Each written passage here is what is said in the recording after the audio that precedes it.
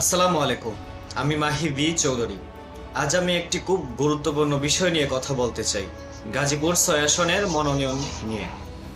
বর্তমান পরিস্থিতি হলো, নভেম্বরের এই সময় এসেও গাজীপুর ৬ আসনের স্পষ্টভাবে কোনো প্রার্থী ঘোষণা করা হয়নি। এতে শুধু প্রার্থী নয়, নেতাকর্মী, সমর্থক, সাধারণ ভোটাররা এক ধরনের অনিশ্চয়তার মধ্যে আছে। আমি পরিষ্কারভাবে বলতে চাই, গাজীপুর ৬ এটি শুধু একটি আসন নয়, এটি আমাদের সংগ্রামের প্রতীক। এখানে মানুষের দীর্ঘদিনের আন্দোলন, আশা আছে, ত্যাগ। এই আসন নিয়ে যত বেশি দেরি হবে, তত বেশি প্রভাব পড়বে মাঠের রাজনীতি ও কর্মীদের মনোবলের উপর।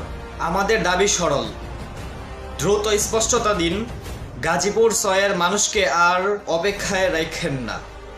এই এলাকার মানুষের প্রত্যাশা, ত্যাগ, সব কিছু সম্মান করে মনোনয়ন ঘোষণা করা হোক।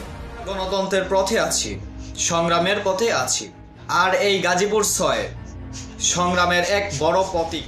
ধন্যবাদ সবাইকে।